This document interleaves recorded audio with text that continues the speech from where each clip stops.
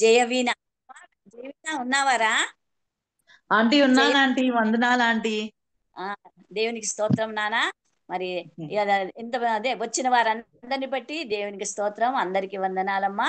జయవీణ, మరి నీ మంచి కంఠంతో దేవుని స్తుతించమ్మా. దేవుణ్ణి ఆశీర్వదించాలని మనస్ఫూర్తిగా కోరుకుంటున్నాను. పాండానా. Thank you so much aunty, అందరికీ వందనాలు. ఆంటీ వినిపిస్తుంది కదా? చక్కగా వినిపిస్తుంది. ఇక్కడ వర్షం చాలా ఎక్కువగా ఉంది. నా సిగ్నల్ కొంచెం ఏమన్నా అయితే కనుక నాకు ఇండికేట్ చేయండి ఇమీడియట్ గా. ఓకే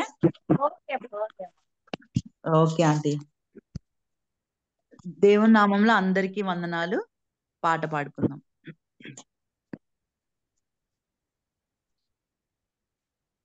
కరుణించవా దేవా, కరుణాత్ముడా రావా, నీ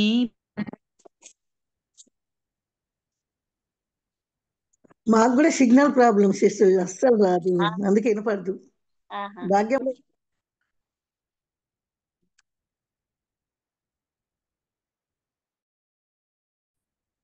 నానా జయవీణ. యేసయ్యా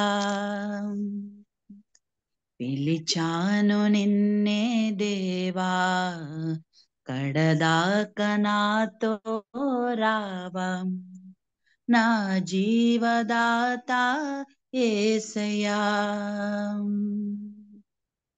కరుణించవా దేవా, కరుణాత్ముడా రావా, నీ ప్రేమలోనే కావుమా.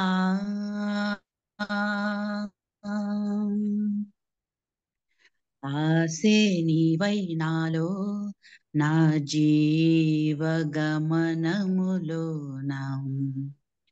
దారే చూపే నాకు, నీ వాక్య వెలుగులలోన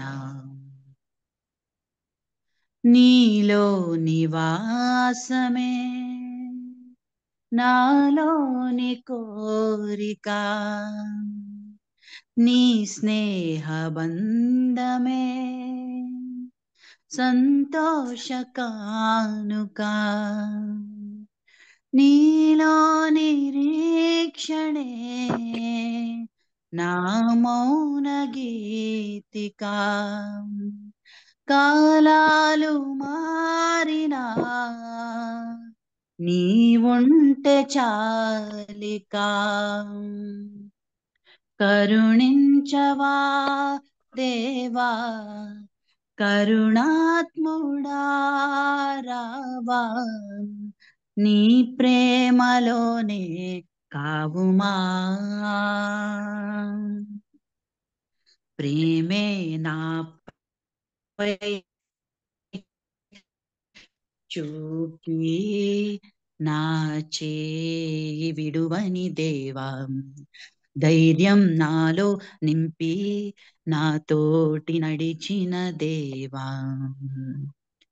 నీ సత్య మార్గమే నా జీవ బాటగా, నీ నామ ధ్యానమే నా జీవ బాటగా, నీలోనే ఏకమై నీ ప్రేమ సాక్షినై సాగాలి యేసయ్యా నా జీవితాంతము.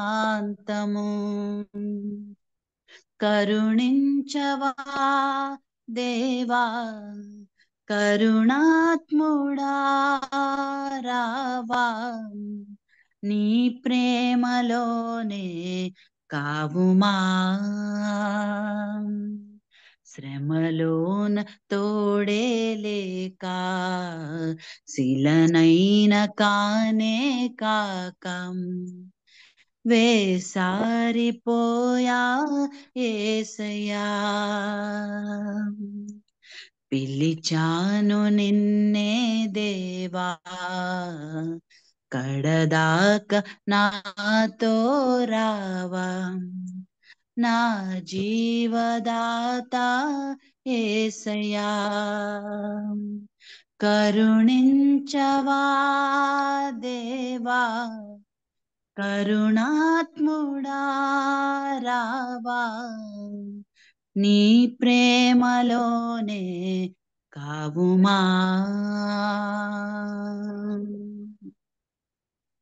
అందరికీ వందనాలు. Thank you so much for the opportunity. చక్కగా పాడినావు నాన్న జయ. జయదేవనా చక్కగా పాడినావు నాన్న. మంచి చాలా అందరికీ బాగా పాడినావు. వందనాలు ఆంటీ. నీ వాయిస్ కూడా చాలా బాగా. గాడ్ బ్లెస్ యూరా. నీ voice దేవుని కోసం సమర్పించమ్మా. Thank you. మరి నీవు ఇట్లున్నావు, నీ పిల్లలు కూడా గొంతు కూడా థ్యాంక్ యూ బాగుంది ఆంటీ. అనుకుంటున్నారు. ఎంతమంది మా పిల్లలు? ఆ? ముగ్గురు ఆంటీ, ముగ్గురు ఆడపిల్లలు. దేవుని బ్లెస్సింగ్. 3 gems.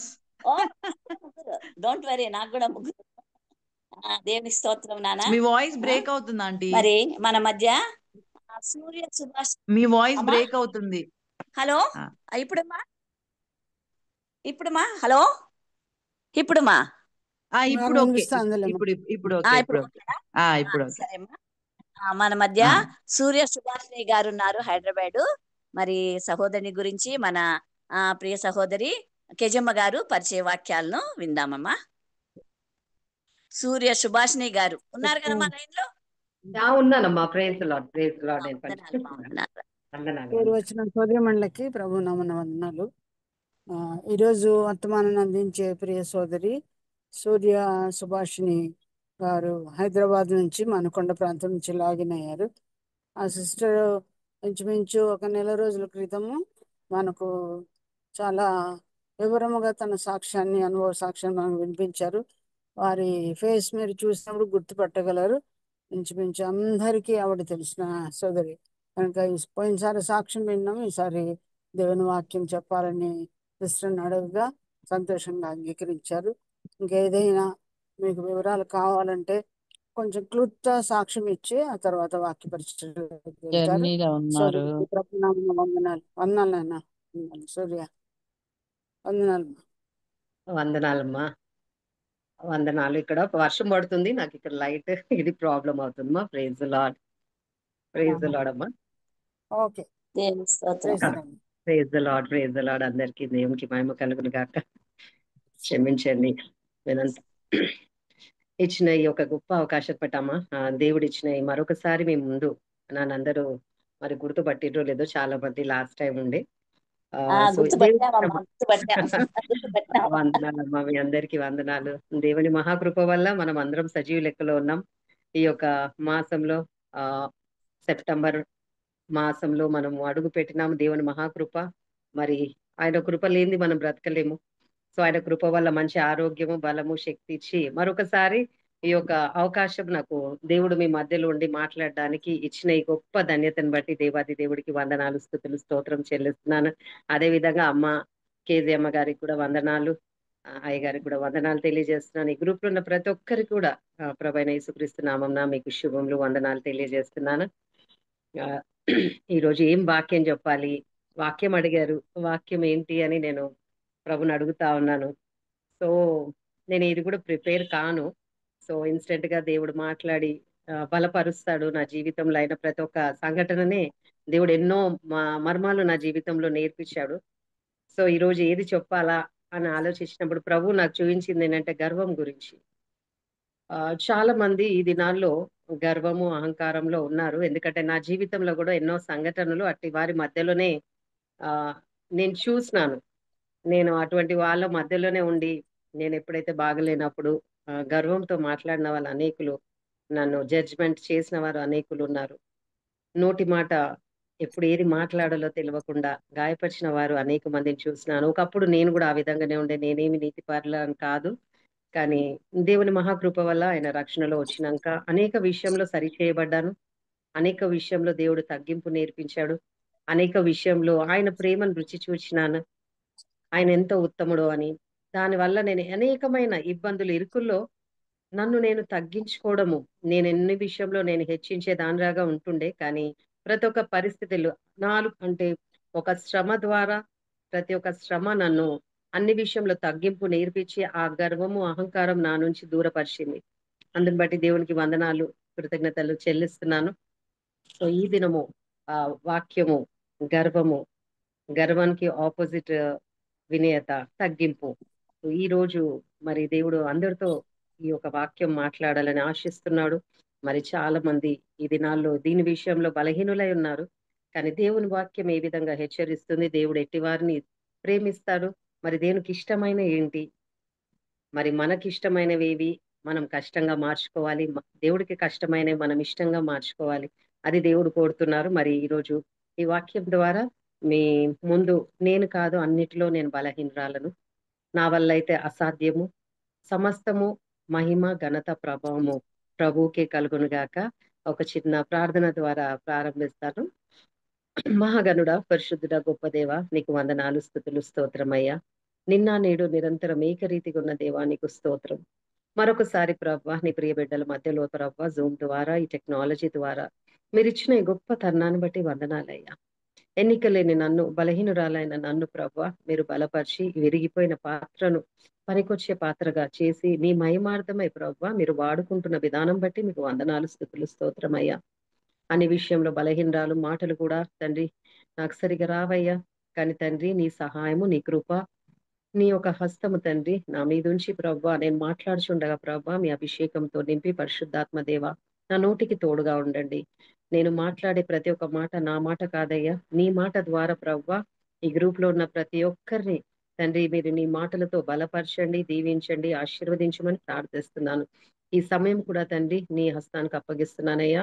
తండ్రి సమస్తము మీ స్వాధీనంలో తీసుకొని దుష్టుడు చేసే ప్రతి ఒక్క పన్నాగం ఏసునామమున లయపరుస్తూ నీ రక్తం కింద మమ్మల్ని మరుగుపరిచి, నేను సిల్వ చాటును మరుగుపరిచి తండ్రి నీవే నా నోటి మాటలు, నా హృదయ దానాలు నీకు అంగీకారంగా ఉండులాగున వినేవారికి వినగల చెవులు, గ్రహింపగల హృదయము ప్రతి ఒక్కరికి దయచేయమని ఇచ్చిన ఈ అవకాశాన్ని బట్టి వందనాలయ్యా. మీకే మహిమ, మీకే ఘనత చెల్లిస్తూ అన్ని విషయంలో నన్ను నేను తగ్గించుకుంటూ, అన్ని విషయంలో మిమ్మల్ని హెచ్చిస్తూ తండ్రి ఈ సమయాన్ని సమస్తమును మీ స్వాధీనంలో తీసుకొని మీరే మహిమ పొందుమని నజరుడైన యేసు నామమున అడిగి పొందుకున్నాను తండ్రి. Amen, amen, amen. Amen. Thank you Jesus, thank you lord. So ఈ దినంలో ఎంతో మంది నిజంగా అంటే చాలా మంది మనము క్రైస్తవులే, వాక్యాలు వింటా ఉంటాం, అన్ని చేస్తుండే, కానీ నిజంగా మనలో గర్వము, అహంకారం అనేది సమస్తము జీరో అయిందండి. జీరో, కంప్లీట్ గా జీరో. అంటే తగ్గింపు, అన్ని విషయంలో తగ్గింపు ఉండి ఆ గర్వం అనేది పూర్తిగా మన నుంచి తీయబడ్డదా, అదే ఈ రోజు దేవుడు మనతో మాట్లాడుతున్నాడు. ఎందుకంటే ఒకప్పుడు ఎవరన్నా నాతో మాట్లాడినా, ఎవరన్నా కొంచెము రేస్ అయి మాట్లాడితే వారు ఒక 2 మాటలు నన్ను అంటే వారిని నేను 5, 6 మాటలు, 10 మాటలు అంటుండే వెంటనే. అటువంటి మాటలు వస్తుందంటే నేను భరించే శక్తి, ఓపిక అనలేదు. ఈమెంటి నన్ను అంటుంది, ఈయనేంటి నన్ను అంటున్నారు అనే ఒకలాంటి, ఎందుకంటే నా అనే స్వభావం మనలో ఉన్నప్పుడల్లా నేను పెద్ద, నా ముందున్న వాళ్ళంతా చిన్న అని అన్నప్పుడు అనేక విషయంలో మనం ఇతరులను గాయపరుస్తూ ఉంటాం.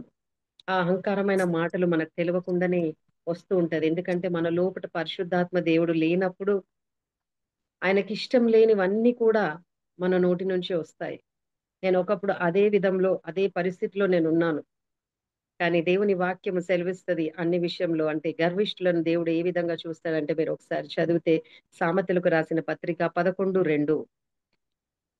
ఎవరన్నా చదవగలుగుతారమ్మా? నేను వాక్యాలు చెప్తా ఉన్నప్పుడు వెంటనే మీరు తీసి చదివితే బాగుంటది. నాకు కొంచెం కష్టము. సామెతలు 11:2. ఓకే అమ్మా, చదువుతామమ్మా. అహంకారము వెంబడి అవమానం వచ్చును, వినయము గల వారి యొద్ద జ్ఞానం ఉన్నది. అహంకారం వెంబడి అవమానం వచ్చును, ప్రేమ గలవారి వినయము గల వారి యొద్ద జ్ఞానం ఉన్నది. వినయము గల వారి యొద్ద జ్ఞానం ఉన్నది. వినయం, మనకు జ్ఞానం, అన్ని విషయంలో మనకు జ్ఞానం కావాలి. జ్ఞానం లేకపోతే మనం బ్రతకలేము. ఈ లోకంలో ఉన్న జ్ఞానం ఏంటంటే, ఇప్పుడు ఒక టీవీ ఎగ్జాంపుల్ నేను చెప్తాను. ఒక టీవీ ఉంది, అది టీవీ అని తెలుసు, దానికి ఒక రిమోట్ ఇస్తారు, దానికి మెనూ ఇస్తారు, దాన్ని ఏ విధంగా మనము స్టార్ట్ చేయాలో అదంతా. కానీ మనకు టీవీ అని తెలుసు, రిమోట్ అని తెలుసు, కానీ ఆ రిమోట్ ని ఆ టీవీకి ఏ విధంగా వాడాలో తెలియనప్పుడు ఆ టీవీ ఎంత పెద్దదైనా ఏది ఉన్నా కూడా అది వేస్టే. కానీ ఆ రిమోట్ ని మనము దాన్ని ఏ విధంగా దాన్ని వాడుకోవాలనేది అది జ్ఞానం. ఆ జ్ఞానం ఎట్లంటే ఆ జ్ఞానం ఉంటే మనం చేయగలుగుతాం. ఇది చూస్తాము. ఎగ్జాంపుల్ ఏంటంటే అన్నీ తెలుసు. టీవీ అని తెలుసు, ఇది రిమోట్ అని తెలుసు. కానీ అది నీకు ఎప్పుడైతే అది ఏ విధంగా ఉపయోగించాలో తెలియనప్పుడు ఆ ఒక నాలెడ్జ్ వేస్ట్ అది. జ్ఞానం దేవుని విషయంలో కూడా వినయత కలిగిన మనం ఉన్నప్పుడు ఆయన జ్ఞానం మనలో ఉంటదంట. అంటే ఫస్ట్ తగ్గింపు అనేది మనిషిలో ఉండాలని దేవుడు కోరుతున్నాడు. కానీ ఈ రోజులో తగ్గింపు అనేది లేదండి. చాలా విషయాల్లో మనిషి ఎప్పుడు కూడా 2 విషయాల్లో మనుషులు ఎట్లున్నారంటే ఎస్ ఐ ఐ అనేది చాలా ప్రభావితంగా పనిచేస్తుంది. ఆ ఐని జీరో చేయాలి. అదే విధంగా PRIDE ఐ అనే ఉంటుంది. అక్కడ కూడా నేను అని అంటారు. అది కూడా సున్నాగా మారాలి. సిన్ అనేది చాలా భయంకరమైన, దేవుడికి ఇష్టం లేనిది. ప్రైడ్ అనేది కూడా, గర్వం అనేది చాలా మొదటి పాపం. అది చాలా పెద్ద పాపం. మనము గ్రంథంలో కూడా, పరిశుద్ధ గ్రంథంలో అనేకులు ఆ గర్వం వల్ల ఎంతమంది ఎన్ని నష్టాలు వాళ్ళకు వచ్చాయో మనం చూసాం. అదే విధంగా మనము ఒకసారి మనం చూస్తే 1 పేతురు 5వ అధ్యాయము 5, 6 ఒకసారి చదువుతారు. 1 పేతురుకి రాసిన పత్రిక 5వ అధ్యాయము 5, 6. దేవుడు తగిన సమయమందు మిమ్మల్ని హెచ్చించినట్లు ఆయన బలిష్టమైన చేతి క్రింద దీన మనస్కులై ఇండుడి. ఆయన హెచ్చించినట్టు ఆయన బలిష్టమైన రెక్కల కింద దీన మనసులై ఉండాలంట. అప్పుడు ఏమైతుందంట, ఆయన హెచ్చిస్తాడంట. కానీ దీన మనసు అనేది లేదు. దాని ముందమ్మా పై వాక్యం చదువుతారా? దేవుడు ఉమ్. దేవుడు అహంకారులను ఎదిరించి దీనులకు కృప అనుగ్రహించును. కృప, ఇది చాలా ముఖ్యమైన మాట. అహంకారులను ఎదిరించి దీనులకు ఏం చేస్తాడంట? కృప చూపిస్తాడంట. అహంకారులకు ఏమంటే కృప ఉండదు వాళ్ళకు. కానీ దీనులకు దేవుడు కృప అనేది చాలా బలమైనది. ఆ కృప లేనిది మనం ఉండలేని. ఈ రోజు మీ ముందు నేను ఉన్నానంటే ఆయన కృప, ఆయన ప్రేమ. ఆ గర్వంగా నేను ఉండి అదే స్వభావంలో ఉండుంటే ఈ రోజు మీ ముందు నేను మాట్లాడేంత నాకు అర్హత లేకుండే. కానీ అర్హత లేని నన్ను ఎప్పుడైతే నన్ను నేను తగ్గించుకున్నానో, నా గర్వ స్వభావం అనంతా కూడా దేవుని యొద్ద ఒప్పుకొని విడిచిపెట్టినానో, ఆయన కృప నేను పొందినాను. ఆయన కృప ఎట్లంటే, నాకు యాక్సిడెంట్ అయ్యి ఒక చెయ్యి, నేను ఏం కూడా చేయలేను. సమస్తము నా శరీరం అంతా కూడా కుట్టబడి ఉన్నది. మీ అందరికీ తెలుసు, కుడివైపు అంతా కూడా నా తల, నా నోరంతా కూడా కుట్టబడి ఉంది. నాకు చెయ్యి ఉండదు, ఇంతవరకు చేయలేదు, ఇక్కడ వరకే ఉంటది. నా ఒక చెస్ట్ కింద కుట్లుంటాయి, నా కాలుకు కుట్లుంటాయి. నా శరీరం అంతా కూడా, నాకు చిన్న 10th క్లాస్ లో నాకు అపెండిసైటిస్ అయింది. కడుపులో కూడా కుట్లుంటాయి. ఓవరాల్ 300 కుట్లు. ఎక్కడ చూసినా కూడా నా శరీరంలో అంతా కూడా ఒక బొంతలాగా కుట్టబడింది. ఏ విధంగా ఉండాలి అంటే, నేను పడక మీద ఉండాలి, లేవకుండా ఉండే పరిస్థితిలో ఉండే నన్ను దేవుడు ఆయన కృప చూపించి ఆ మరణాన్ని తప్పించిన దేవుడు అన్నట్టు. ఎందుకు ఆ మరణాన్ని తప్పించాడు, ఎందుకు ఆ కృప చూపించిందంటే, ఎప్పుడైతే అతిక్రమంలో దాచిపెట్టువాడు వర్ధిల్లాడు, కానీ దాన్ని ఒప్పుకొని విడిచిపెట్టువాడు దేవుని కనికరము పొందుతాడన్న. మన అతిక్రమంలో మనం ఎప్పుడైతే ఒప్పుకొని విడిచిపెడతామో, ఆయన కనికరం ఎట్లంటే, ఆయన కృప ఎట్లంటే, నువ్వు చేయలేని దాన్ని చేసేటట్టు ఆయన కృపలో ఆయన మనను బలపరుస్తాడు. ఆయన దీవిస్తాడు అన్ని విషయంలో. ఈ చేయితో లెఫ్ట్ హ్యాండ్ నేను ఏది కూడా రాయలేను, ఏది కూడా నేను చెయ్యలేను. అటువంటి దాన్ని లెఫ్ట్ హ్యాండ్ తో ఏబిసిడి కూడా రాయను. నాకు ఇంగ్లీష్, హిందీ, తెలుగు రాయడం దేవుని కృప వల్ల నేను నేర్చుకున్నాను. పెద్ద ఆఫీస్ లో సిస్టమ్ నేను అది ఏ విధంగా నేను ఆ సిస్టమ్ నేను ఆపరేట్ చేయాలో కూడా ఆయన జ్ఞానం ఇచ్చి నన్ను నడిపించినాడు. ఆయన జ్ఞానం ఇచ్చి, ఆ జ్ఞానము నేను అడిగినప్పుడు ఆ జ్ఞానం ఇస్తే ఆ సిస్టమ్ కూడా నేను ఆపరేట్ చేయడం నేర్చుకున్నాను. ఈ చేయితోటి ఒక కత్తి పట్టుకొని ఒకటి కోయడానికి కూడా నాకు రాదు. అటువంటి దాన్ని నేను కన్నీరు కాచి, దేవా నీ కృప నాకు చూపి అయ్యా, నీ సహాయం నాకు కావాలి అని నన్ను నేను తగ్గించుకొని, అన్ని విషయంలో చిన్నపిల్లలాగా ఎప్పుడైతే నేను తగ్గించుకున్నానో, దేవుడు ఆయన కృపలో నాకు ఈ రోజు ఎట్లంటే, నేను చేయని పని లేదు. అది నా వల్ల అయితే అసాధ్యము. కానీ దేవుని యొక్క వాక్యం సెలవిస్తుంది. మొదటి యోహానుకు రాసిన పత్రిక 4:4లో ఏముంటే, నాలో ఉన్నవాడు లోకంలో ఉన్నవాడి కంటే గొప్పవాడు. ఆయన నాలో నివసిస్తాడు. ఎప్పుడంటే ఆ గర్వమైన స్వభావం ఎప్పుడైతే నా నుంచి దూరం అయిందో, ఎప్పుడైతే దానికి ఇష్టం అంటే నాకు ఇష్టం ఉంటే ఎవరైనా అరుస్తే అరవడం ఇష్టము, సినిమాలు పోవడము అవన్నీ కూడా నాకు ఇష్టం ఉండే, సీరియల్స్ చూడడము నాకు ఇష్టం ఉండే, డాన్స్ ఆడడం ఇష్టం ఉండే, తాగడము బియర్ తాగడం ఇష్టం ఉండే, ఫ్రెండ్స్ తో బయటికి తిరగడం ఇష్టం ఉండే. ఇవన్నీ దేవుడికి కష్టంగా ఉండే అది. అయ్యో బిడ్డ నాకు ఇవన్నీ ఇష్టం లేదు అన్నయన్ని కూడా దేవుడికి ఇష్టం లేనివన్నీ నేను ఇష్టపడ్డాను. కానీ ఎప్పుడైతే నేను విరగబడ్డానో, ఎప్పుడైతే నలగబడ్డానో, ఎప్పుడైతే శ్రమ ద్వారా నేను వెళ్ళినానో, ప్రతి ఒక్క ఇష్టము నాకు కష్టంగా మార్చాడు దేవుడు. ఏదైతే నేను ఇష్టపడుతుండేనో, అరవడం అనేది ఇష్టపడినప్పుడు, నన్ను నేను దేవునికి సమర్పించుకున్నప్పుడు, ఆయన ఆత్మ నాలో వచ్చినప్పుడు, ఎవరేమన్నా అరవాలన్నా కూడా వారితో నేను మాట్లాడలేను. నేను మౌనంగా ఉంటాను. ఏదన్నా అన్నా కూడా నేను నవ్వుకుంటూ ఉంటాను. దేవా ఎందుకంటే నిర్గమకాండము ఆయన 14 అంటే యుద్ధం యెహోవాదే. నువ్వు మౌనంగా ఉండు. నేను చూస్తున్నాను. ఎందుకంటే ఆయన ఇజ్రాయెల్‌ను కాపాడే దేవుడు కునుకడు, నిద్రపోడు. ఆయన కన్నులంతా సంచరిస్తుంది. ఆయన చెవులు మందం కాలేదని ఆయన చెవులు పెట్టి అన్ని వింటున్నాడు.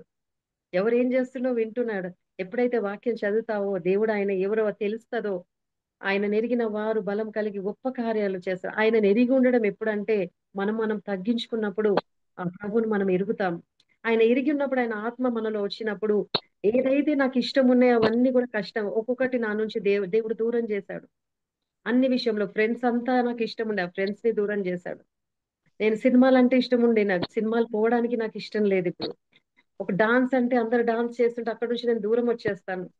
మా ఒక క్లాస్‌మేట్స్ ఉన్నారు. మేమంతా కూడా ఒక్కొక్కసారి క్లాస్‌మేట్స్ అంతా కూడా యునైట్ అయ్యి ఒక దగ్గర అందరం కూడా కలుస్తుంటాము.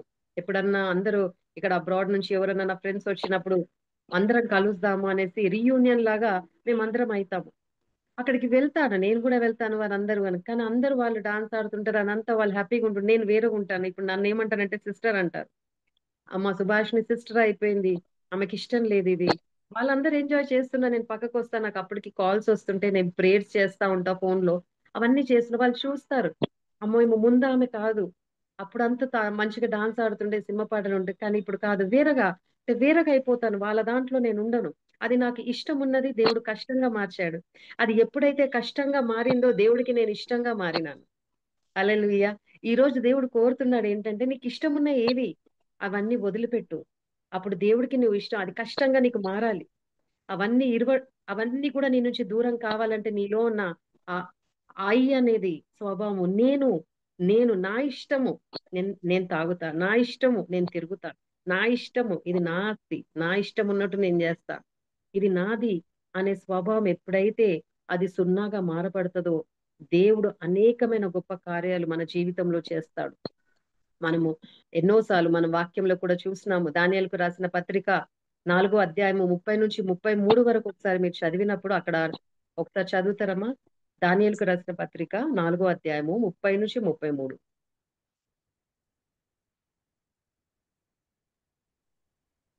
రాజు బబులోనును ఈ హ్మ్. మహా విశాల పట్టణము నా హ్మ్. బలాధికారము నా ప్రభావ ఘనతను కనపరచుటకై నా హ్మ్. రాజధాని నగరుగా నేను కట్టించి తిని కదా హ్మ్. అని తనలో తాను అనుకొనెను.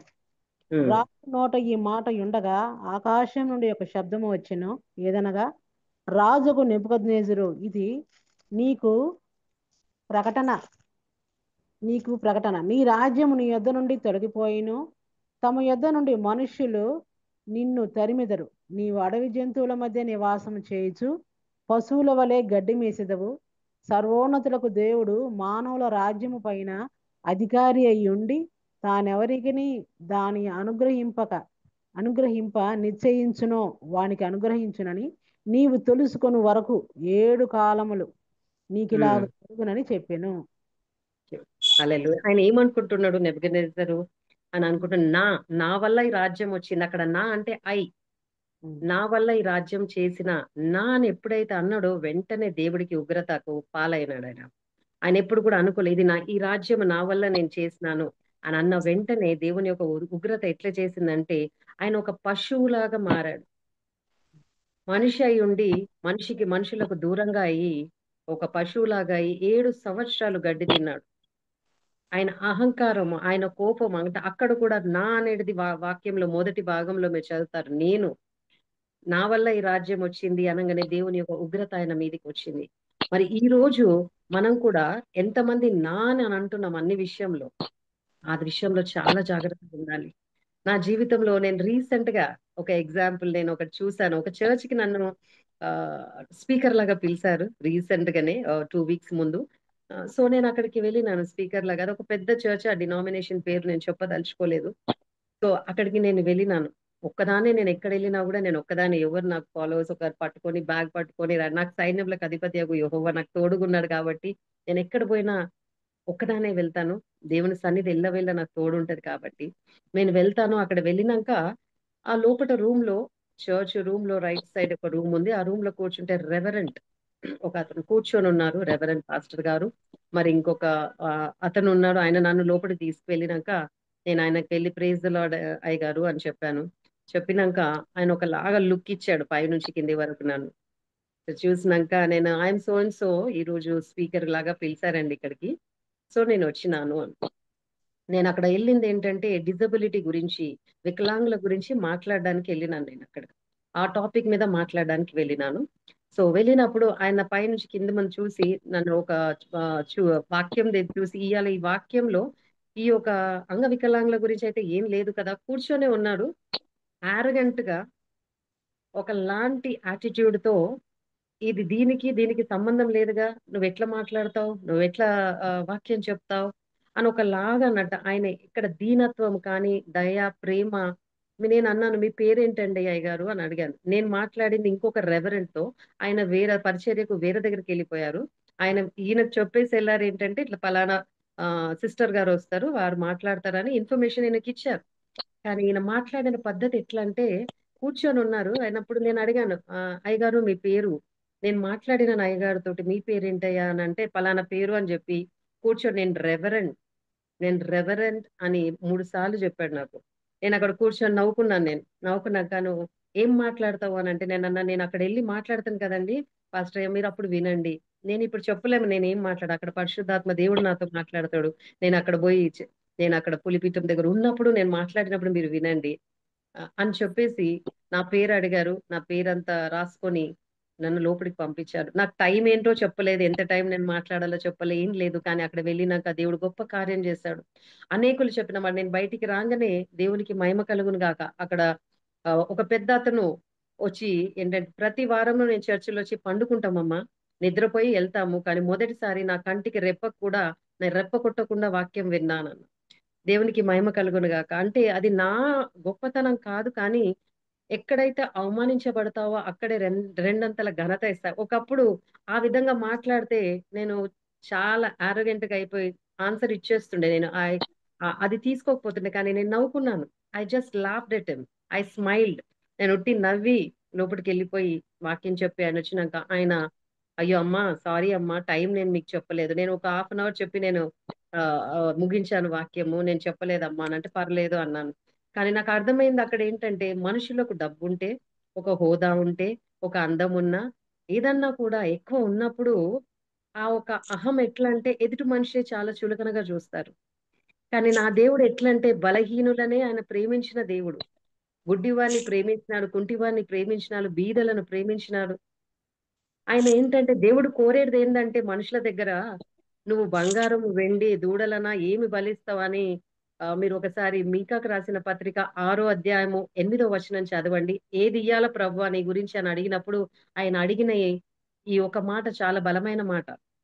ఒకసారి ప్రభు ఏం అడుగుతాడంటే, ఇవన్నీ వద్దు, దూడలని ఇవ్వాలా, పొట్టెలని ఇవ్వాలా, ఏం కావాలయ్యా అన్నప్పుడు దేవుడు మాట్లాడతాడు. మీకాకు రాసిన పత్రిక 6వ అధ్యాయం 8వ వచనం.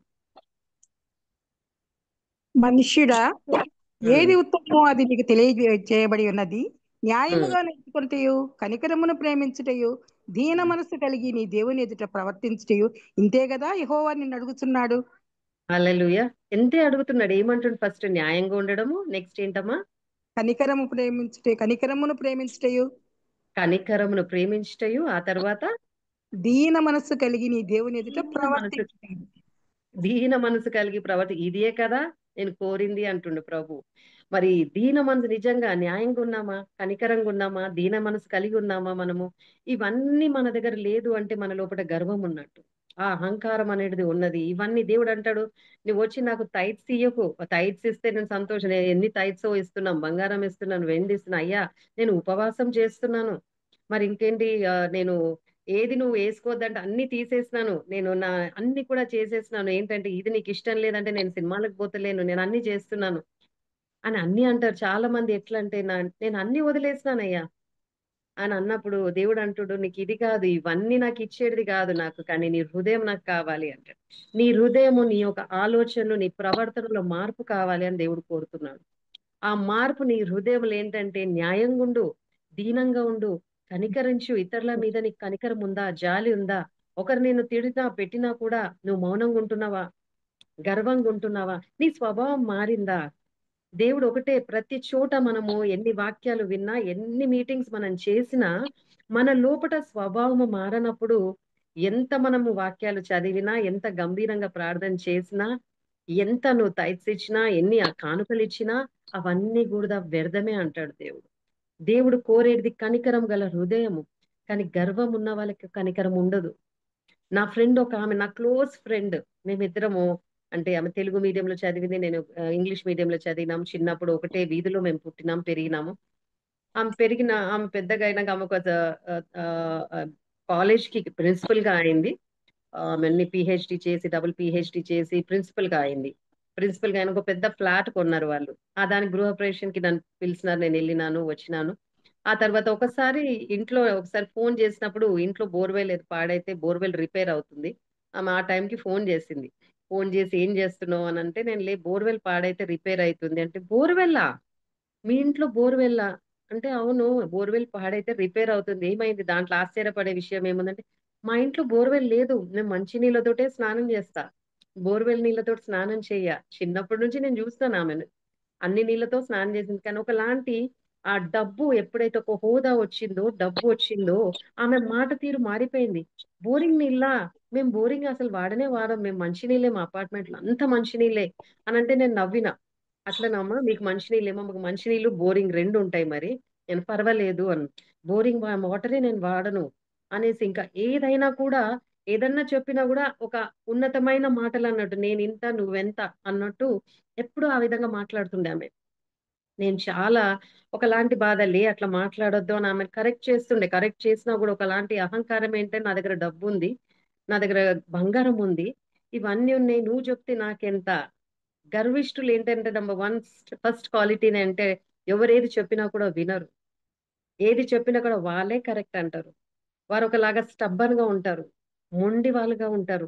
తగ్గింపు అనేది ఉండదు. ఏది చెప్పినా కూడా నేను కరెక్ట్, నువ్వు తప్పు అంటారు. నేను ఎన్నోసార్లు లేను, మాట్లాడే పద్ధతి కొంచెం మార్చుకో, ఇట్లా మాట్లాడుతున్నావు నాతో, కానీ నేను ఫ్రెండ్, పర్వాలేదు నేను క్షమిస్తాను, కానీ వేరేవాళ్ళు చాలా హర్ట్ అవుతుందమ్మా, ఈ మాటలు మాట్లాడొద్దు అని చెప్పిన, కానీ వినలే. కానీ రీసెంట్ గా నాకు తెలిసింది ఏంటంటే, వాళ్ళ హస్బెండ్ కి క్యాన్సర్ వచ్చిందని.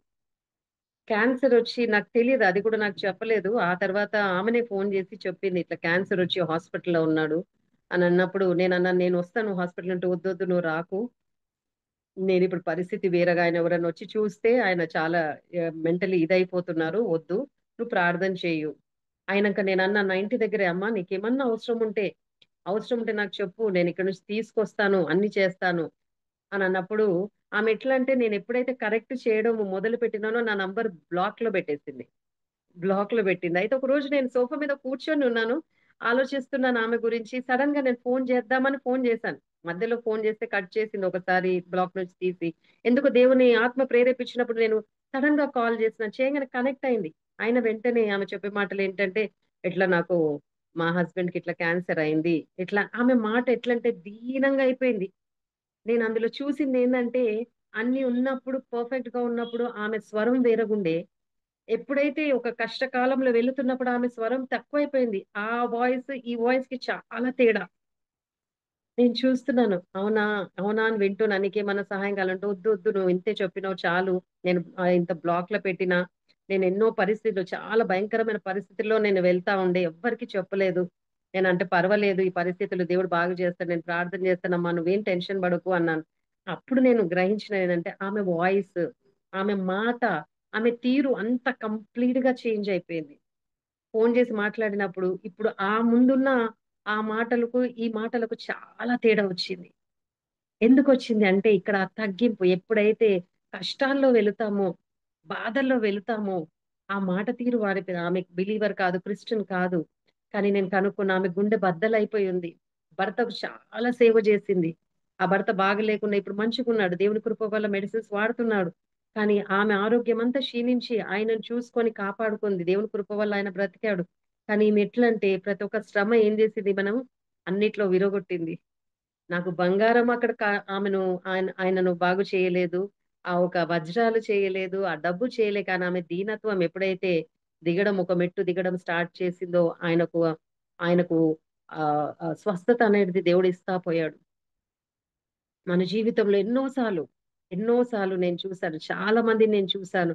నేను సహాయం చేసిన వాళ్ళే నాకు విరోధిగా అయ్యి, ఒక శత్రువుగా అయ్యి, నువ్వెవరో నాకు తెలియదు అని ముఖం తిప్పుకున్న వాళ్ళు నేను చూసినాను. చాలా నేను చూసినాను. ఆ విధంగా ఉన్నప్పుడు కూడా దేవుడు ఎట్లంటే నా ముందే, వాళ్ళు మనిషి అని కాదు, చాలా మంచిగా ఉన్న వాళ్ళు భయంకరమైన పరిస్థితిలో కిడ్నీస్ ఫెయిల్ అయ్యి, ఒకలాంటి అహంకారం ఏమైతుందంటే కిడ్నీస్ ఫెయిల్ అయ్యి చనిపోయిన వాళ్ళని నేను చూస్తాను. గర్వం ఏంటంటే ఒకరిని క్షమించలేని తనము, లోపట ఈర్ష్య, ఇవన్నీ కూడా లోపట ఉన్నప్పుడు ఏమైతుందంటే శరీరంలో అన్ని కూడా పార్ట్స్ అన్ని బలహీనంగా అయిపోతాయి. ఆ బలహీనత ఏంటంటే ఎన్నో రోగాలకు కారణమవుతుంది. అందుకనే మనం చిన్న పిల్లల స్వభావంగా ఉండాలి అని దేవుడు వాక్యం మాట్లాడుతుంది. ఎప్పుడు కూడా మనం చిన్న పిల్లల్లాగా ఉండాలి అని దేవుడు కోరుకుంటాడు. కానీ మనం ఎటువంటిదంటే సునుగుడు గునుగుడు. ఎందుకంటే దేవుని వాక్యం మీరు ఒకసారి చదివితే మరొకసారి లూకాకు రాసిన పత్రిక 14:11 ఒకసారి చదువుతారండి. మీకు వినబడుతుందా సిస్టర్? హలో అమ్మా వినిపిస్తోంది, బాగా వినిపిస్తోంది, బాగా ఓకే ఓకే వినిపిస్తోంది అమ్మా. Very good, praise Lord. అదే లూకా 14:11. తన్ను తాను హెచ్చించుకొను ప్రతివాడును తగ్గింపబడను, తన్ను తాను తగ్గించుకొను వాడు హెచ్చింపబడనని చెప్పాను. హల్లెలూయా. తన్ను తాను తగ్గించుకున్న వారే హెచ్చింపబడతారు. హెచ్చింపబడన వారిని ఎట్లా తగ్గించాలో దేవుడికి తెలుసు. మరి ఈ రోజుల్లో ఎంతమంది మనం నిజంగా హెచ్చించుకొని మనమే రేట్ చేసుకోవాలా, నిజంగా ఏ ఒక నంబర్ లో ఉన్నాం, 1 to 10 లో నిజంగా ఏ ఒక నంబర్ లో మనం ఉన్నామని. నేనైతే ఎవరిని చూడలేను. కానీ దేవుడు నన్నైతే నిజంగా అన్ని విషయంలో ఇరుకులో పెట్టి, శ్రమలో పెట్టి, అన్ని విషయంలో ఒక తగ్గింపులో చిన్నపిల్లలాగా చేసి, ఎట్లా అంటే అన్ని ఏదైనా కూడా ఇప్పుడు నవ్వుకుంటూ నేను వెళ్ళిపోతా. I don't take anything serious. ఒకటే సీరియస్ తీసుకుంటే ఏంటంటే నా ప్రభువునొక్కడే, యేసయ్యనొక్కడినే నేను సీరియస్ గా తీసుకుంటాను.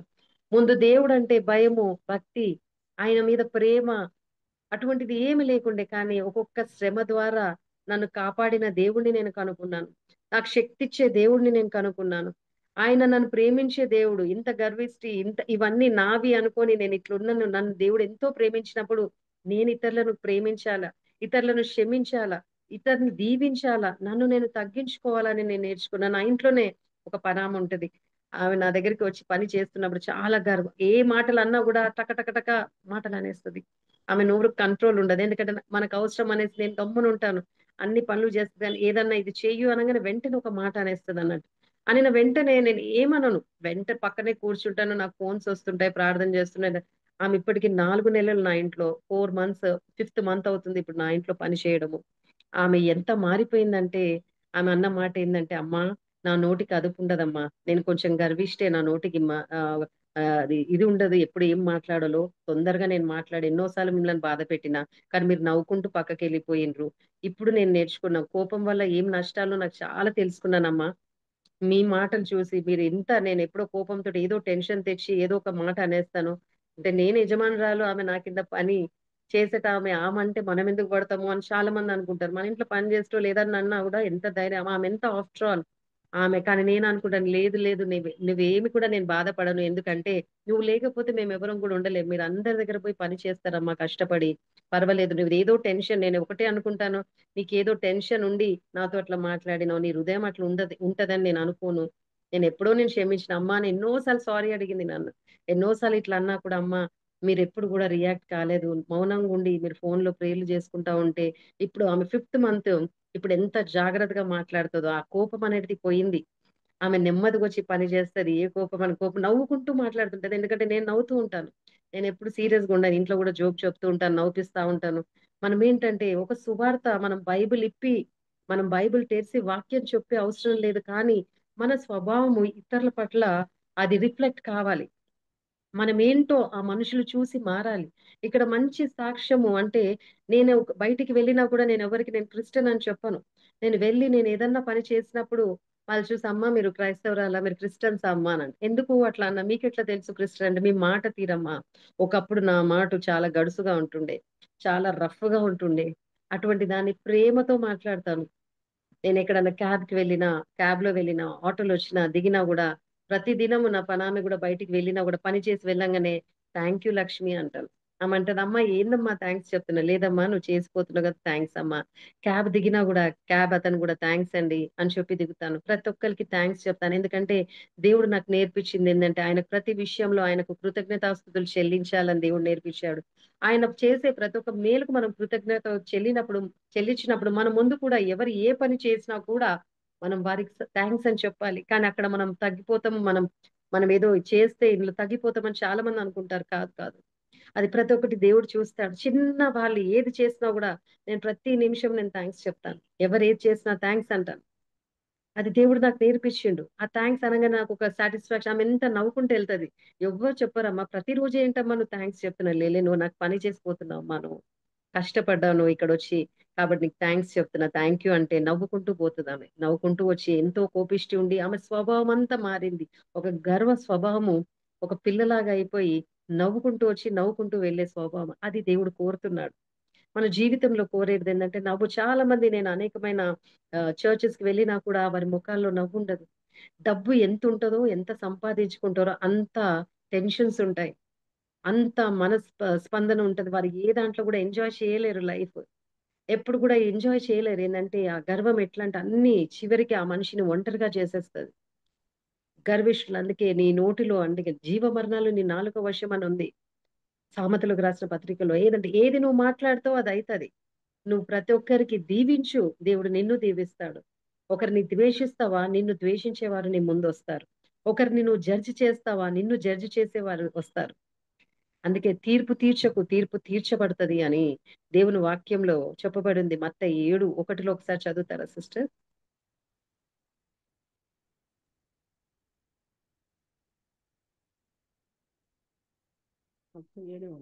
మీరు తీర్పు తీర్చండి, అప్పుడు మిమ్మును గూర్చి తీర్పు తీర్చబడను. మీరు తీర్పు తీర్చు చొప్పుననే మిమ్మును గూర్చియు తీర్పు తీర్చబడను. మీరు ఆమేన్. మనం చాలా మందికి తీర్పు తీరుస్తాము. గర్విష్ఠులేంటంటే చాలా జల్దీ తీర్పు తీరుస్తారు. వారికి తెలవదు లోబడి. నేను నా జీవితంలో చాలా మందిని చూసినాను. నన్నే వచ్చి చేయలేకపోతే "నువ్వే పాపం చేసినావో నీకు చెయ్యి పోయింది. ఏ పాపం చేసినావో" నా ముఖం మీద ఉంచిన వాళ్ళున్నారు. నన్ను కొట్టిన వాళ్ళున్నారు. నన్ను దూషించిన వాళ్ళున్నారు. తీర్పు తీర్చినారు వాళ్ళు. తీర్పు తీర్చకండి, తీర్పు పడతది అని దేవుడు మాట్లాడిండు వాక్యంతోని. తీర్పు తొందరగా నేను ఎవ్వరిని కూడా తీర్పు తీర్చను. ఎందుకంటే ప్రతి ఒక్క అవమానంలో నేను వెళ్ళిన కాబట్టి, ఆ నొప్పేంటో తెలుసు కాబట్టి, నా నోరు చాలా జాగ్రత్తగా పెట్టుకుంటాను. నేనెవ్వరికిని కూడా తీర్పు తీర్చను. ఎవరేమన్నా క్షమిస్తాను. ఎందుకంటే అన్నిట్లో నేను విరగబడ్డాను. ఆ విరగడం ఏంటంటే దేవుని స్వభావంలో నేనెప్పుడైతే వచ్చినానో, ఏ మనిషిని కూడా తీర్పు తీర్చను నేను. దేవుడికి అప్పచెప్తాను. దేవా నువ్వు చూసుకో. అటువంటి స్వభావం ఎందుకంటే అన్ని విషయంలో మనం విరగబడాలి. అన్ని విషయంలో మనము ఏంటంటే నేను చెప్పాను రీసెంట్‌గా కూడా నేను ఒక దగ్గరికి చర్చ్‌లో నేను మీకు విన్నారో నాకు తెలీదు. మరి లాస్ట్ టైమ్ చెప్పినో లేదో తెలీదు కానీ, ఒక పెద్ద చర్చ్‌లో నేను ఫెస్టివల్‌కి నేను వెళ్ళినప్పుడు సంఘంలోనే పెద్ద చర్చ్. అక్కడికి వెళ్ళినప్పుడు అందరూ కూర్చొనున్నారు. ఆ చర్చ్ వాళ్ళకి తెలుసు నాకు చెయ్యి ఉండదు. ఓకే. నేను డిఫరెంట్‌లీ ఏబుల్డ్ అని తెలుసు. వాళ్ళందరూ నన్ను చూస్తూ ఉంటారెప్పుడు. సో, నేనక్కడికి వెళ్ళినప్పుడు ఆరాధన అవుతా ఉంది. వెళ్ళినంక ఒక చైర్ ఉంది. అక్కడ చైర్ మీద ఒక బ్యాగ్ ఉంది. నేను వెళ్ళినాను. వెళ్ళంగానే అక్కడ నిలబడి సిస్టర్ ఈ బ్యాగ్ అనంగానే ఆమె సారీ సిస్టర్ మా హస్బెండ్ వస్తారు సిస్టర్ అని అన్నది.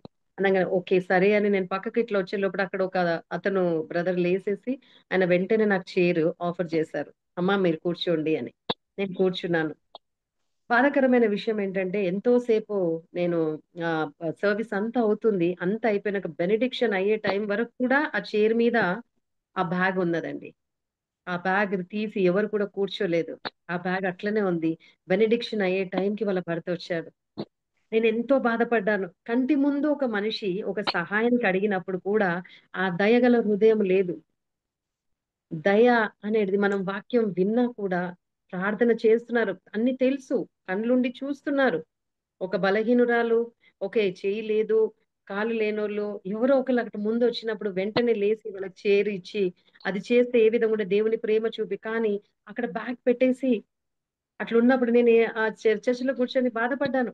దేవుని అన్నాను, దేవా ఎంత భయంకరం ప్రభా, ఆ చైర్ దినమంతా అంటే ఆ సర్మన్ అంతా అయిపోయేదాకా ఉంది కానీ ఎవరు కూర్చోలేదు, కానీ ఆ చైర్ మాత్రం నాకు ఇవ్వలేదు అని బాధపడినప్పుడు దేవుడు నాతో మాట్లాడింది ఏంటంటే, ఒకసారి మీరు చదువుతారా, మొదటి కొరింథీకి రాసిన పత్రిక మొదటి అధ్యాయము చివరి వచనం 26 నుంచి చదువుతారా సిస్టర్? మొదటి మొదటి కొరింథీ మొదటి అధ్యాయము 26. సహోదరులారా, మిమ్మును పిలిచిన పిలుపును చూడుడి. మీలో లోకరీతిని జ్ఞానులైనను ఘనులైనను గొప్ప వంశపు వారైనను అనేకులు పిలువబడలేదు గాని ఏ మెల్లగా శరీర- నేను ఒక్క నిమిషం సిస్టర్, ఏమన్నారమ్మా? గనులైనను ఒక్కసారి మీరు మెల్లగా చదువుతారా? ఆ, ఈ లోకరీతి అయినా చెప్పండి. లోకరీతిని ఘనులైనను జ్ఞానులైనను గనులైనను ఘనులైన గొప్ప వంశం గనులైనను వారు జ్ఞానులైనను గొప్ప వంశము వాళ్ళైనను అనేకులు పిలువబడలేదు.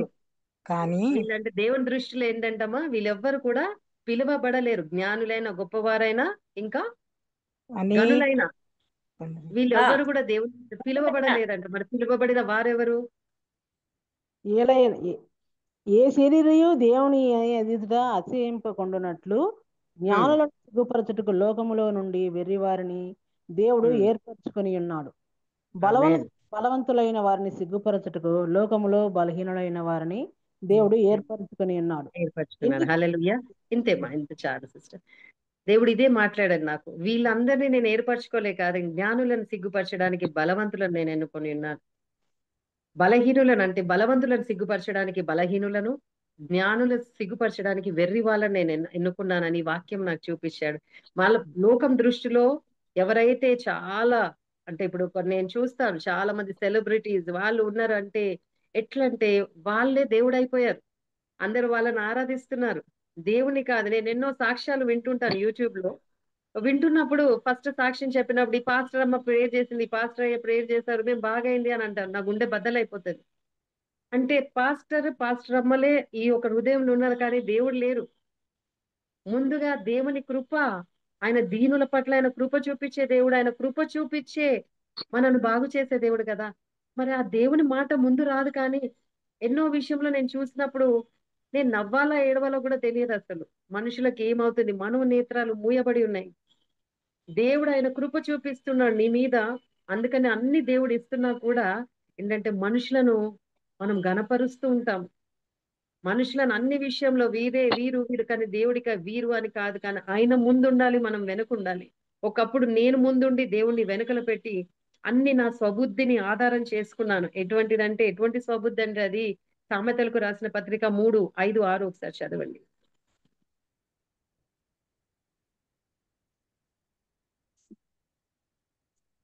నీ స్వబుద్ధిని ఆధారం చేసుకొనక నీ పూర్ణ హృదయముతో యెహోవా యందు నమ్మకయించుము. నీ ప్రవర్తన అంతటి యందు ఆయన అధికారమునకు ఒప్పుకొనుము. అప్పుడు ఆయన నీ త్రోవలను సరళము చేయును. నీ స్వబుద్ధిని ఆధారం చేయకుండా నీ పూర్ణ హృదయముతో ఏం చేయాలంటమ్మా? నమ్ముకోవాలి, యెహోవా యందు నమ్మకయించాలి. పూర్ణ హృదయంతో నమ్ముకోవాలంట. మనం పూర్ణ హృదయంతో ఆయన నమ్మితే మన స్వభావం మారిపోతుంది. ఆయన స్వరూపం మన లోపల. ఇంకా మన పూర్ణ హృదయము 100% దేవుడికి ఇవ్వలేదు. We should become zero. లోపట ఉన్నాయి అన్ని కూడా జీరో అయిపోయినప్పుడు ఆయన స్వబుద్ధి మన లోపట వస్తుంది. అప్పుడు మనకు అహంకారము, గర్వము, ఆ దయలేని తత్వము ఉండదు. కానీ ఆత్మ ఫలాలతో నింపబడతాం మనం ఒక్కోసారి మనం గుర్తు చేసుకుంటే దేవుని వాక్యం నీ స్వబుద్ధిని ఇంకా ఆధారం చేసుకుంటున్నావు. పూర్ణంగా నీ హృదయంతో దేవుణ్ణి నువ్వు ఇంకా సమర్పించుకోలే ఆయన. నీ స్వబుద్ధిని ఆధారం చేసుకున్నందుకే ఆ గర్వపు మాటలు, దయలేని తనము, దీనత్వము లేదు, తగ్గింపు లేదు. ఎందుకంటే ఇంకా ఆయనను పూర్ణ హృదయంతో నువ్వు స్వీకరించలేదు. ఇంకా నా అనేది ఉంది. అందుకని నన్ను వాళ్ళ ముఖాల్లో చూస్తాను. నేను చాలా మందిని నేను చర్చెస్ కి వెళ్తాను. నేను రీసెంట్ గా కూడా ఒక చర్చ్ కి వెళ్ళినప్పుడు అక్కడ అంతా పాటలు పాడుతున్నారు కానీ వాళ్ళ ముఖంలో జీవం లేదు, నవ్వు లేదు, ఆ కాంతి లేదు, ఆ సంతోషం లేదు, ఆ బలం లేదు. నేను అన్నాను, మీ ముఖంలో ఎందుకు నవ్వు లేదు? ఏదో ఆలోచనలతో అక్కడికి వచ్చి కూర్చుంటారు, ఏదో భయాలతో అక్కడికి వచ్చి కూర్చుంటారు. రేపటి గురించి చింతిస్తా ఉంటారు. కానీ దేవుని వాక్యము మత్తయి రాసిన పత్రిక 11:28లో రాయబడిన సమస్త భారం మోసుకున్న జనులారా నా యొద్దకు రండి, నేను నీకు విశ్రాంతి కలుగజేస్తాను. నా యొద్దకు రండి అన్నప్పుడు మనం ఆయన యొద్దకు పోతలేం. కానీ మన స్వభావ బుద్ధి మీద ఆధారం చేసుకొని అనేక విషయాలు మన సొంతంగా మనం చేసుకొని మన ఆరోగ్యాలు, మన నెమ్మది, శాంతి ఏది కూడా లేకుండా ఎంతో మంది బలహీనులై ఉన్నారు. ఎందుకు ప్రభువా వీళ్ళు బలహీనులుగా ఉన్నారంటే వీరు అన్ని విషయంలో భయపడుతున్నారు. అన్ని విషయాలు రేపటి గురించి చింతిస్తున్నారు. చింత యావత్తు నా మీదే అన్న మొదటి పేతురు 5:7 అని చింత యావత్ చింతించేవాడు నేనున్నా, నీ చింత యావత్తు నా మీదే అని అన్నాడు. కానీ ఆయన మీద చింత వేయకుండా ఆ చింత అంతా మనం ఆలోచించుకుంటా ఆ చింత ఏం చేస్తుంది, నేను ఒక ఇరిటేషన్ లాగా వస్తది. ఆ చింత ఏంటంటే ఆ స్ట్రెస్ ఏమైతుంది, మనిషికి నెమ్మది ఇవ్వదు. ఆ స్ట్రెస్ తోటి ఇరిటేషన్ వస్తుంది. ఆ ఇరిటేషన్ తోటి కోపము, ద్వేషము అన్ని కూడా ఇది ఒక రూట్స్ అక్క చెల్లెలు లాగా ఇది వస్తూ ఉంటది. హల్లెలూయా. వినబడుతుందమ్మా? Praise the Lord. అది ఇక్కడ వినిపిస్తోందమ్మా, వినిపిస్తోంది. ఒక్క నిమిషం. నాది ఇక్కడ స్టక్ అయింది. ఓకే.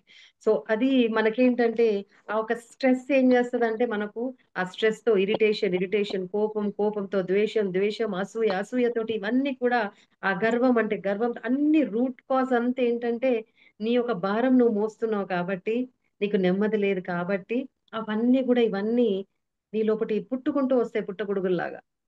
ఆలోచించాలి. ఎక్కడ నా తప్పు? నేను ఎక్కడ పోతున్నా అంటే నీ స్వబుద్ధి మీద నువ్వు ఆధారపడుతున్నావు. నీ తలంపులో నువ్వుండి అన్ని నీ ఇష్టంగా చేయాలనుకుంటున్నావు కాబట్టి అన్ని నీకు కష్టంగా మారతాయి. మనం ఇష్టంగా చేసేటివి ఏది కూడా సక్సెస్ కావు. కానీ దేవుని ముందు పెట్టి నీ స్వబుద్ధి కాదు గానీ ఆయనను ముందు పెట్టి ప్రతి విషయంలో ఆయనకు కృతజ్ఞతాస్తుతులు చెల్లిస్తూ, స్తుతి చెల్లిస్తూ 145 కీర్తన 146 కీర్తన 1 అధ్యాయము 147, 48, 50 వరకు స్తుతి కృతజ్ఞతలే చెల్లిస్తుంటారు. అది చాలా ముఖ్యం. ఎప్పుడైతే నువ్వు స్తుతి కృతజ్ఞతాస్తుతులు దేవుడికి చెల్లిస్తా ఉంటావో నీ పూర్ణ హృదయంలో ఆ హృదయంలో నీకు సమాధానము, శాంతి, నెమ్మది దేవుడు కలగజేస్తాడనుంది. ఆయన నెమ్మది ఎట్లా అంటే నీ ఆలోచనలకు ఆయన కావలిగా ఉంటాడని ఉంది. ఫిలిప్పికి రాసిన పత్రిక 4, 6, 7, 8 అంటే నీ ఆలోచనలకు ఆయన కావలిగా ఉంటాడు. అంటే నీ యొక్క టెన్షన్స్ లేకుండా చేస్తాడు. ఎప్పుడైతే ఆయన పూర్ణ హృదయంగా ఆయనను అంగీకరిస్తే ఆయన యొక్క శక్తి నువ్వు చూస్తావు. ఆయన సంతోషం కలిగిన దేవుడు. ఆయన సంతోషిస్తాడు. నువ్వు ఎప్పుడైతే సంతోషిస్తావో ఆయన సంతోషించే దేవుడు. మీరు జెఫన్యాకు రాసిన పత్రిక 3:17 ఒకసారి చదువుతారా? ఆయన సంతోషించే దేవుడు. మనము కూడా సంతోషించాలని ఆయన ఎటువంటి దేవుడో అక్కడ చూస్తాం మనం. ఆ దిన 3:11 సిస్టర్. 3:17 3:15 నీ దేవుడైన యెహోవా నీ మధ్య ఉన్నాడు. ఆయన నీ దేవుడై అమ్మ ఒక్కొక్క నిమిషం మెల్లగా చదవండి, నేను కూడా రిపీట్ చేస్తా మీతో. నీ దేవుడైన యెహోవా నీ మధ్య ఉన్నాడు. నీ దేవుడైన యెహోవా నీ మధ్య ఉన్నాడు. ఎస్. ఆయన శక్తిమంతుడు. ఆయన శక్తిమంతుడు. ఆయన మిమ్మును రక్షించును. ఆయన మిమ్మల్ని రక్షించును. ఆయన బహు ఆనందముతో నీ యందు సంతోషించును. ఆయన బహు ఆనందంతో నీ యందు సంతోషిస్తాడంట. శక్తి గల దేవుడు మన మధ్యలో ఉన్నాడు. ఆయన ఏంటి సంతోషించే దేవుడు అంటే మనం కూడా సంతోషించాలా. ఇంకా కిందమా నీ యందు తనకున్న ప్రేమను బట్టి శాంతము వహించి నీ యందలి సంతోషము చేత ఆయన హర్షించును. హల్లెలూయా. శాంతము చేత ఆయన సంతోషం చేత హర్షిస్తున్నాడు అని అన్నాడు. దేవుడు సంతోషిస్తాడు ఎప్పుడైతే మనం సంతోషిస్తామో. కానీ మనకు సంతోషం లేదు. దానికి కారణం ఏంటో నీకు తెలుసు. ఇప్పుడు ప్రతి ఒక్క వాక్యంలో మనం చూస్తున్నాము. ఎందుకంటే అన్ని మన చేతిలో మనం తీసుకొని మనం చెయ్యాలన్నప్పుడు, ఎప్పుడైతే మనం గర్వంగా ఉండి నేనే చెయ్యాలన్నప్పుడు నువ్వు ఎప్పుడు కూడా సంతోషంగా ఉండవు. ఎప్పుడు సమాధానం. కానీ దేవుడు సంతోషిస్తా ఆయన శక్తి గల దేవుడు నీ మధ్యలో ఉన్నా అని నువ్వు ఎరిగినప్పుడు నువ్వు సంతోషంగా ఉంటావంట. నువ్వు సంతోషంగా ఉంటే ఆయన సంతోషిస్తాడు. అందుకనే ఫిలిపికి రాసిన పత్రిక 4:4 అంటాడు, rejoice in the Lord always, I say rejoice. ఆనందించుడి, మరలా చెబుదును. సెకండ్ టైం కూడా అంటాడు, ఇస్ వార్నింగ్, ఆనందించండి. కానీ ఆనందం ఎందుకు లేదంటే ఎప్పుడైతే నీకు గర్వం, అహంకారము ఇవన్నీ ఉన్నప్పుడు నీ లోపల ఇవన్నీ కూడా కనబడదు. ఆత్మ ఫలాలు నీలోన లేనప్పుడు ఇవన్నీ కూడా కనబడవు. నా జీవితంలో నిజంగా ఎంతో మంది నేను లెక్కలేని మంది నన్ను బలహీనపరచాలని అనేకులు నన్ను చూశారు.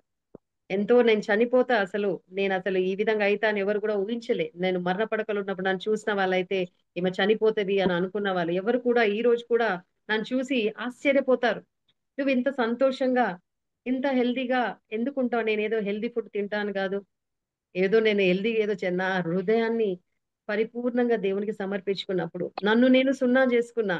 అనేది నేను సున్నా చేసుకున్నా. ప్రైడ్ అనేది కూడా సున్నా చేసుకున్నప్పుడు దేవుడు నాలో నివసించడం స్టార్ట్ చేసినప్పుడు అదొక నూతన శక్తి, నూతన బలం. ఈ పని చేయని పని లేదు. ఎన్నో పనులు ఒక్కదాన్నే నేను గ్రాసరీస్ బయటికి వెళ్ళి అన్ని కొనుక్కొని వస్తాను. ఇంట్లో అన్ని పనులు చేస్తాను. ఇల్లంతా శుభ్రంగా పెట్టుకుంటాను.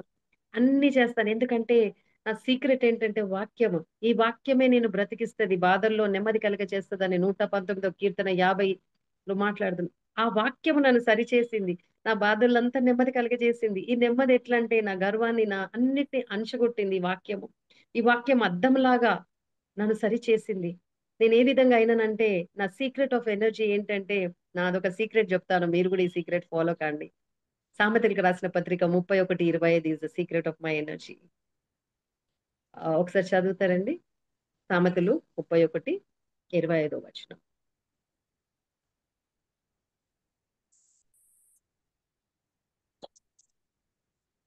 బలమును ఘనతయు ఆమెకు వస్త్రములు. బలమును ఘనతయు ఆమెకు వస్త్రములు. వస్త్రములు. ఇంకా ఆమె రాబో కాలము విషయమై నిర్భయముగా ఉండును. రాబోయే కాలముకై నిర్భయంగా, అంటే రేపేం సంభవిస్తుందో అది ఏం ఆలోచించను. ఆ కాలం ఎవరు నడిపిస్తున్నారో నాకు తెలుసు. ఎవరి చేతిలో స్వాధీనమై ఉన్నదో నా గతములన్నీ ఆయన హస్తంలో స్వాధీనమై ఉన్నది. ఎవరు ఆ దేవుడు? ఇవన్నీ కూడా ఆయన మొదటివాడు, కడపతివాడు. ఆయన ఇమానుయేలుగా ఉన్న దేవుడు. ఆయన గొప్ప దేవుడు. ఆయన El Shaddai, Jehovah Jireh, Jehovah Nissi. ఆ దేవుడు ఎవరో నాకు తెలిసినప్పుడు రేపటి గురించి నేను చింతించే అవసరం లేదు. ఇవాళ రేపు ఎంతో మంది ఎందుకు చింతిస్తున్నారంటే అన్ని విషయంలో ఏంటంటే వాళ్ళు నేను ప్రతి విషయంలో నాకు దేవుడు నేర్పించింది ఏంటంటే ఇవన్నిటికీ కారణం ఏంటంటే తగ్గింపు ఎప్పుడైతే నీకు లేదో, నీ సొంతంగా నువ్వు ఆలోచించినప్పుడు చింతలు, బాధలు, వేదనలు, అరవడము. అనేకమైన కుటుంబంలో, క్రైస్తవ కుటుంబంలో నేను నెమ్మది లేని వారిని చాలా మందిని చూస్తాను.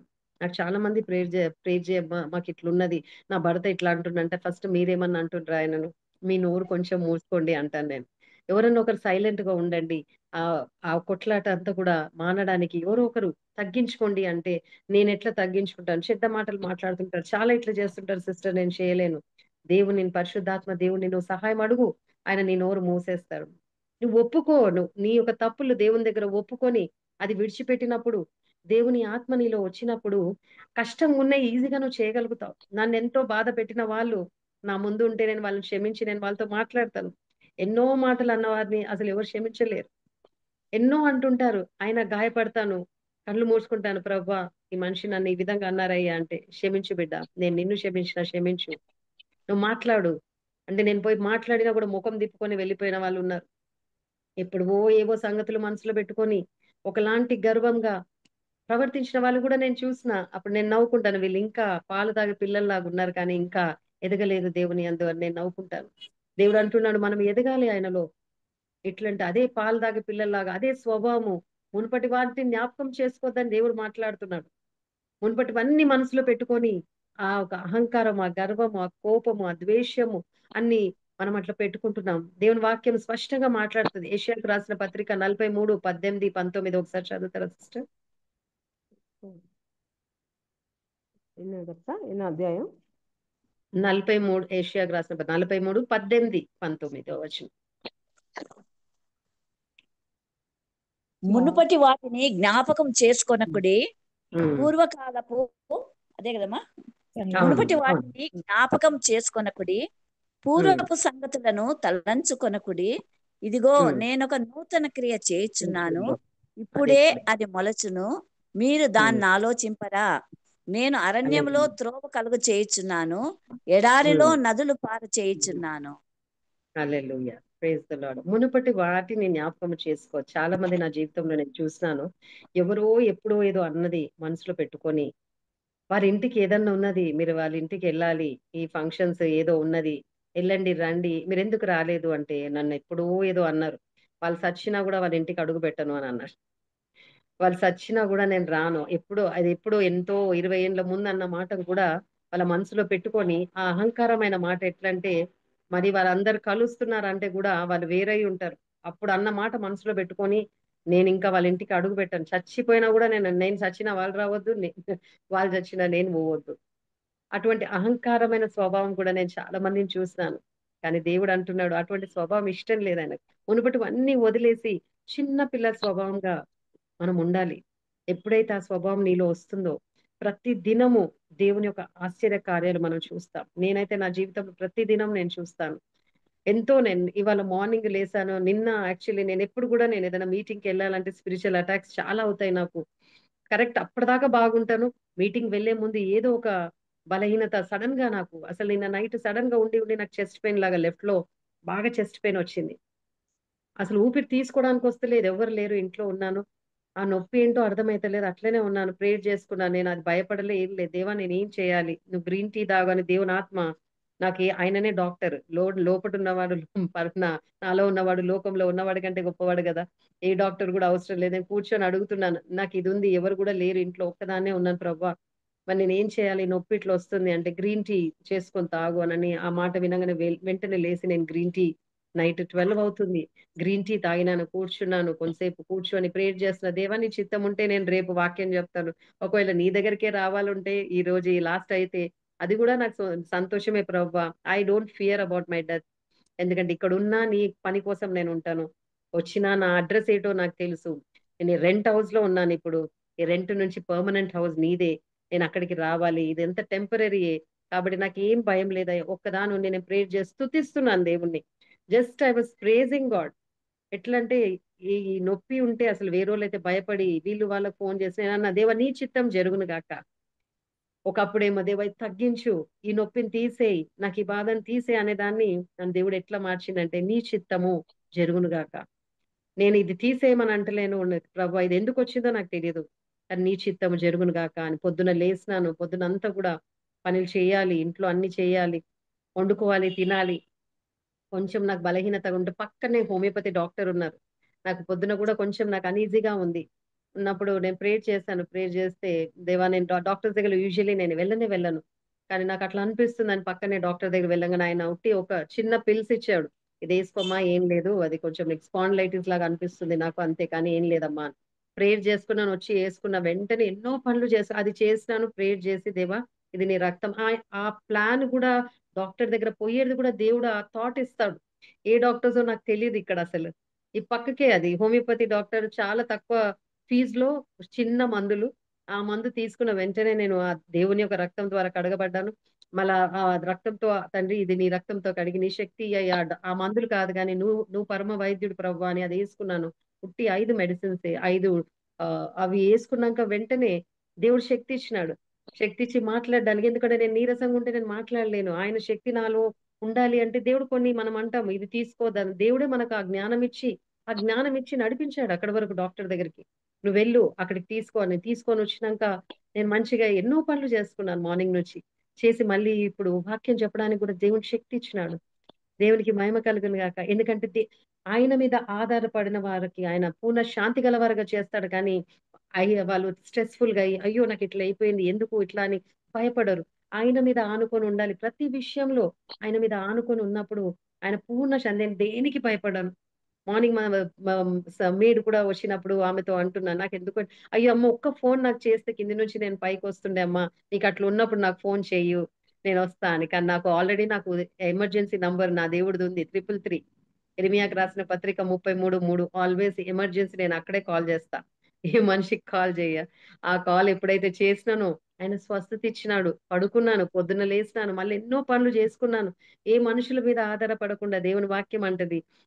చెప్తుంది కీర్తనలకు రాసిన పత్రిక 118, 8, 9 మనుషులను నమ్ముకున్నటనే యెహోవాను ఆశ్రయించటం మేలు. రాజులను నమ్ముకున్నట్టే అంటే యెహోవాను ఆశ్రయించటం మేలు. నేను రాత్రి ఏ మనిషినన్నా నమ్ముకొనుంటే నేను ఐసీయూలో ఉంటుండేనేమో. కానీ దేవుడిని నమ్ముకున్నాను. ఆ ఒక మరణం తప్పించడం యెహోవా వశము. ఆయన మీద ఎప్పుడైతే ఆనుకున్నానో భయపడొద్దు. ఆయన ఆత్మ నీలో ఉన్నప్పుడు పిరికిగల ఆత్మ నీకివ్వలేదు అని రెండో తిమోతికి రాసిన పత్రిక మొదటి అధ్యాయము 7వ వచనంలో మనం చూస్తాము. ఆయన పిరికిగల ఆత్మ ఇవ్వలేదు, నిబ్బరం గల ధైర్యం గల ఆత్మనిచ్చినాడు. ఆయన ఆత్మ ఎప్పుడంటే అన్నిట్లో మనం తగ్గించుకున్నప్పుడు. ఎందుకంటే హ్యుమానిటీ అంటే ప్రైడ్ కి ఆపోజిట్ వర్డ్ ఏంటంటే హ్యూమిలిటీ. ఆపోజిట్. మనం నిజంగా ఆ విధంగా ఉన్నామా?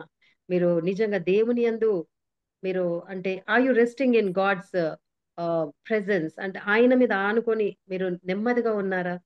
ఒకవేళ మీరు ప్రైడ్ గా ఉంటే మీరు ఎప్పుడు కూడా నెమ్మది అనేది మీ లోపట అస్సలు ఉండదండి. ఎందుకంటే నెమ్మది లేదు అంటే ఇంకా దేవుణ్ణి మీరు తెలుసుకోలేదు, ఆయన మీలో లేడు. మరి రెండోది సూచన ఏంటంటే అన్ని విషయంలో ఆయనకు థ్యాంక్ఫుల్ గా ఉండాలి. వి షుడ్ బి కృతజ్ఞత కలిగిన వారుగా ఉండాలి ప్రతి విషయంలో. నిజంగా మనం కృతజ్ఞత కలిగిన వారిగా ఉన్నామా? ఇంకా లేదు అంటే నీ లోపల గర్వం ఉన్నట్టు. మూడవది ఏంటంటే మనం ఇతరులను క్షమించే విధంగా ఉండాలి. ఇంకా క్షమించలేని తత్వం నీలో ఉందంటే నీలో గర్వం ఉన్నట్టే. ఇతరులకు మనం చెప్పేవారుగా, వారికి మంచి మాటలు చెప్పి వారిని సరిచేసే వారిగా ఉండాలి దేవుని ప్రేమ ద్వారా. మరి ఆ విధంగా ఉన్నామా? ఆ మాటలు చెప్తున్నామా? లేకపోతే ఇతరుల సంగతులు, వారి యొక్క వీరు ఈ విధంగా వీరు ఆ విధంగా అని చాడీలు చెప్పేవారిగా ఉన్నామా మనం? ఒకవేళ ఆ విధంగా ఉన్నా కూడా గర్వంగా ఉన్నవారిగానే మనం ఉంటాము.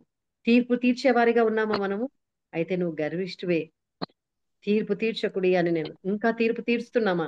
ఆ విధంగా తీర్పు తీరుస్తుంటే కూడా నీ లోపట గర్వం ఉన్నదనే దేవుడు మాట్లాడుతున్నాడు. కంప్లీట్ గా నువ్వు ఆయనకు సరెండర్ అయిపోవాలి.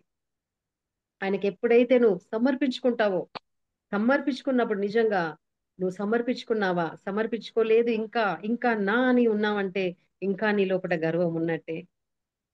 నిజంగా దేవుని మహిమార్థమై నువ్వు బ్రతుకుతున్నావా? ప్రతి ఒక్కటి ఏదైనా ప్రభువా నీ మహిమకే నేను బ్రతుకుతాను, నీ యొక్క నిన్ను నేను సంతోష పెట్టడానికి బ్రతుకుతా. అది నా సంతోషం కాదయ్యా, నీ సంతోషం, నిన్ను సంతోషం పెట్టడానికి నేను బ్రతుకుతానయ్యా, నీ మహిమార్థమై నేను జీవిస్తాను అని అంటున్నామా? లేకపోతే నా ఇష్టము, నా మహిమ, నేను అందరికి మంచి కనబడాలా, అన్ని నా దగ్గర ఉన్నది, నన్ను చూసి అందరు వా అనాలి అనుకుంటున్నావా? ఆ విధంగా ఉంటే నువ్వు గర్విష్టివే. ఇవన్నీ ఎప్పుడైతే నీ దగ్గర నుంచి తొలగిపోయబడతావో, దీన మనసు కలిగి ఉంటావో, అప్పుడే దేవుడికి ఇష్టమైన బిడ్డవు. ఆ దీన మనసు దేవుడు కోరుతున్నాడు. దీన మనసు ఈ దినాల్లో చాలా మందికి కష్టము. తగ్గింపండి కానీ దేవుడు అంటున్నాడు, నువ్వు ఎప్పుడైతే తగ్గించుకుంటావో నేను అన్ని విషయంలో హెచ్చిస్తాను. పనికిరాని నన్ను, నా ముఖం కూడా చూడడానికి ఇష్టం లేని వాళ్ళు ఉండేనండి. ఇక్కడ నుంచి కుట్లు, గుండు, చెయ్యి లేని చిన్న ముసలామెలాగా అయిపోయి నడవలేని అందవికారంగా నన్ను, అందరూ చెయ్యని పక్కకు తోసిన నన్ను ఈ రోజు దేవుడు అటువంటి వారి ముందే నన్ను నిలబెడితే అందరూ నోరు తెరుస్తారు. వావ్, ఎట్లా నువ్వు ఈ విధంగా అయినావు, ఏ విధంగా నువ్వు మారినావు. నా ముందు మంచిగా ఉన్న వాళ్ళు బలహీనంగా మారినారు, అన్ని ఉన్నవారు పనులు చేయలేని పరిస్థితిలో ఉన్నారు. డబ్బు ఉంది, అందం ఉంది, ఆస్తి ఉంది, వాళ్ళకు లేసి ఒక పని చేయడానికి లేదు. బీపీకి టాబ్లెట్స్, షుగర్, ఇది అది అని ఇన్ని టాబ్లెట్స్ డబ్బాలు పక్కకున్నాయి. ఆస్తి ఉంది పక్కన, అదే పక్కన మెడిసిన్స్ ఉన్నాయి. ఎందుకంటే నా అనే అహము మనిషిని ఎంత దిగజారుతుందని తీసుకొస్తుందంటే, ఏ పరిస్థితికి తెస్తుందంటే లాస్ట్ కి ఇంకా ఎవరు కూడా అందులో నుంచి బయటికి తీసుకురాలేరు మనుషులు. కానీ ఎప్పుడైతే దేవుని నువ్వు ప్రేమిస్తావో, నీ అతిక్రమలను ఒప్పుకొని విడిచిపెడతావు, దీన మనసుగా మారుతావు, ఆయన బలిష్టమైన రెక్కల కింద నిన్ను దీన మనసుడుగా ఉండమంటున్నా. అప్పుడు ఆయన కృప చూపించినప్పుడు లేనిది ఉన్నట్టుగా నీ జీవితంలో అవుతాయి. లేనిది ఉన్నట్టుగా ఈ రోజు నన్ను చూసిన వాళ్ళందరూ ఆశ్చర్యపోతారు, ఇది నువ్వేనా? ఆ సుభాష్నేనా? ముందున్న సుభాష్నికి ఈ సుభాష్నికి చాలా తేడా. నీ మాటల్లో మార్పు వచ్చింది, నీ ప్రవర్తనలో మార్పు వచ్చింది.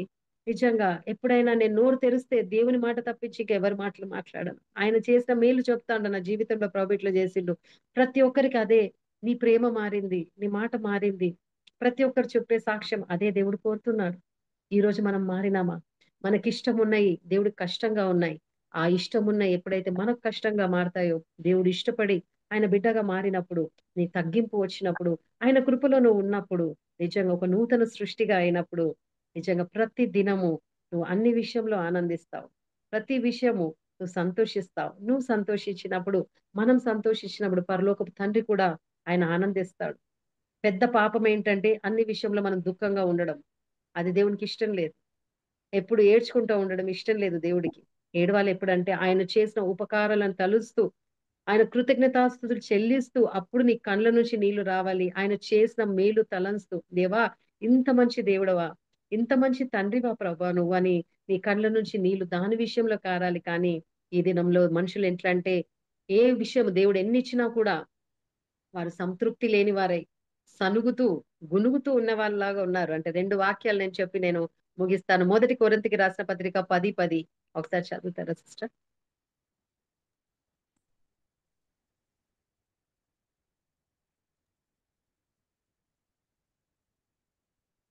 మీరు ఉమ్.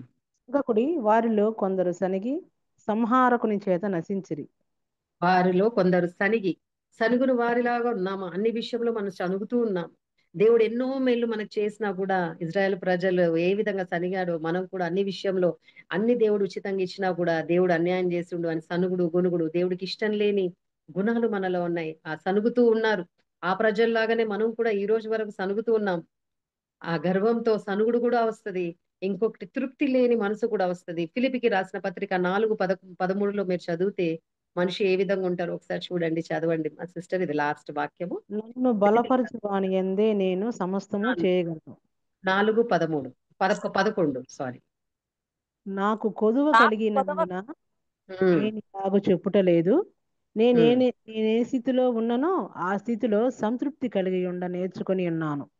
ఆమేన్. ఏ స్థితిలో ఉండను సంతృప్తి కలిగి ఉండడం నేర్చుకున్నప్పుడు నువ్వు సంతోషంగా ఉంటావు. కానీ సంతృప్తి అనేది ఈ దినాల్లో మనుషులకు లేదు. ఇది లేకుంటే ఇంకా ఏదో కావాలి, అదైపోతే ఇంకా కావాలి. నాకు ఎంతో మంది ఫోన్ చేసి సిస్టర్ మా పిల్లల కోసం ప్రార్థన చేయండి, వాళ్ళకి వివాహాలు కావాలంటారు, పెళ్లిళ్ళు కావాలని ప్రార్థన చేయమంటారు, వివాహం అయినాక బిడ్డలు కావాలంటారు, బిడ్డలు అయినాక మళ్ళీ అల్లుడితో ప్రాబ్లం అయింది అని అంటారు, అయినాక ఇల్లు కట్టాలి ఇల్లు కోసం ప్రార్థన చేయండి అంటారు, ఇల్లు అయినాక మళ్ళీ ఒక కారు కావాలి. నాన్ ఎండింగ్ ఉంటాయి అన్నట్టు కోరికలు. కానీ నిజంగా దేవుడు ఏదైతే నీకు ఇచ్చాడో దేవుడు ది బెస్ట్ మనకి ఇస్తాడు. మనకు ఆశలు కోరికలు ఎన్నో ఉంటాయి, కానీ మన నీడ్స్ మన డిజైర్స్ ఎన్నో ఉంటాయి, ఎన్నో కావాలని. కానీ దేవుడు మనకి ఏదైతే అవసరమో అదే ఇస్తాడు. దాంట్లో నువ్వు సంతృప్తి కలిగి సంతోషంగా ఉండడం నువ్వు నేర్చుకున్నప్పుడు నీ ఎముకలకు సత్తువ, నీ హృదయానికి నెమ్మది, నీ ముఖానికి చిరునవ్వు, నీకు మంచి ఆరోగ్యము, సమాధానం ఇస్తాడు దేవుడు. కానీ ఆ సంతృప్తి లేని వారై ఉండి అనేకులు అనేకమైన ప్రాబ్లమ్స్ లో పడుతున్నారు. దేవుని వాక్యం ప్రతి ఒక్కటి అద్దంలాగా మనకు చూపిస్తూ ఉంటుంది. ప్రతి ఒక్కటి మనం అద్దం చూసుకొని ఏ విధంగా మనము రెడీ అయి బయటికి వెళ్తామో వాక్యం మన అద్దంలో ప్రతి ఒక్క మాట మనం సరి చేస్తూ ఉంటది. జీవ మరణాలు నీ నాలుక వశమై ఉన్నాయి. నోరుతో ఎన్నోసార్లు నిన్ను నువ్వు శపించుకున్నావు. నిన్ను నీవు బాధపట్టే మాటలు నేను ఈ లోకంలో ఎందుకున్నాను, చచ్చిపోతే బాగుండు అని అనుకున్నావు. ఒకప్పుడు నేను ఏదన్నా అయితే ఊకే ఈ మాటనే అంటుండే, నేను ఎందుకు బ్రతుకున్నా, చచ్చిపోతే బాగుండు, ఇది ఇంత బాధలు ఉన్నాయి. కానీ ఇప్పుడు అన్ని మారిపోయినాయి. నేను చావను, సజీవుడనే యెహోవా క్రియలు వివరిస్తానని 118 కీర్తన 17 ప్రకారం ప్రతిదినం నేను పలుకుతాను. నేను చావను, నీ క్రియలు వివరించడానికి నేను బ్రతుకుతానయ్యా. మనుషులు ఏదన్నా కూడా ఏది విత్తితే అదే కోయబడుతుంది. అదే నీవు పంట కోస్తావని దేవుడు అన్నారు. ప్రతి ఒక్కరికి వాళ్ళ లెక్క వాళ్ళకే ఉంది. కానీ నేను తీర్పు తీర్చను, కానీ నేను చావను, సజీవురాలై యెహోవా క్రియలు వివరించడానికి నేను బ్రతికుంటాను ప్రవ్వా. నీ నెమ్మది నీ శాంతి సమాధానం పక్కన 1000 మంది పడినా కుడి పక్కన 10,000 మంది కూలిన అపాయం నా యొద్దకు రాదు. ఎందుకంటే నేను ఆయన ప్రేమించినాను గనుక ఆయన నన్ను తప్పిస్తాడని 91 కీర్తనలో మాట్లాడాను. ప్రతి ఒక్క నొప్పి నాకు ఏదన్నా నొప్పి వచ్చి ఈ గాయాలు ఒక్కోసారి చాలా భయంకరంగా నొప్పి వచ్చినప్పుడు నేను వాగ్దానం ఎత్తిపట్టి ప్రార్థిస్తాను. యెషయాకు రాసిన పత్రిక 53:5 ప్రకారం నీ పొందిన గాయాలతో నాకు స్వస్థత వచ్చిందయ్యా, నేను స్వస్థపడినాను అంతే, నీకు స్తోత్రం అయ్యా, నువ్వు పొందిన గాయాలతో స్వస్థత ఇచ్చినావు అంతే, నేను స్వస్థత పొంది ఉన్నాను ప్రవ్వా, నీకు వందనాలయ్యా అని అంటా ఉంటాను. దేనికి కూడా భయపడను. ప్రతి విషయంలో దేవుడు భయపడొద్దు నేను భయపడను ప్రవ్వా, నువ్వు నాకు తోడుగా ఉన్నావు అని నేను వాగ్దానాలు ఎత్తిపట్టి ప్రార్థన చేయడము, ఆయనతో మాట్లాడి ఆయనతో సహవాసం, అందరికీ దూరమై నేను ఒక్కదాని ఇంట్లో ఉన్నా కూడా ప్రతి విషయంలో స్తుతిస్తూ ఆయనను ఆయనకు కృతజ్ఞతాస్తుతులు చెల్లిస్తూ అన్ని విషయంలో ఆయనను ముందు పెట్టి నేను వెనుకుండి తండ్రి ఇది చెయ్యాలా, ఇది నేను ఇప్పుడు మాట్లాడడానికి కూడా నేను ఏం మాట్లాడాలో కూడా నేను ఇప్పటిదాకా మీటింగ్ అయ్యే ముందు కూడా నేను ఏం ఆలోచించలేదు. దేవా నేను మాట్లాడలేను, నేను అన్ని తప్పులే మాట్లాడతాను, నాకున్న గాయాలు అన్ని మర్చిపోతాను, నేను మాట్లాడలేను, ఎవరి మనసుకి వాళ్ళకి ఇష్టంగా నేను మాట్లాడలేనయ్యా, నాలో ఎన్నో బలహీనతలు ఉన్నాయి. కానీ నాలో ఉన్నవాడు ఎవరో నాకు తెలుసు ప్రవ్వా. ఈ నోటిని నీ బూరగా వాడుకో, నా మాటలు కాదు కానీ నీ మాటలుగా ప్రతి ఒక్క జీవితాన్ని మార్చయ్యా. నీ యొక్క ప్రేమ ద్వారా ఆకర్షింపబడుటకు తండ్రి నన్ను నీ పాత్రగా వాడుకుంటున్నావు తండ్రి. నువ్వే నీ మాటలు నా నోట్లో వేయి, నీ నోరు బాగా తెరువు, నేను నా మాటలు వేస్తాను వాగ్దానం చేసినాను.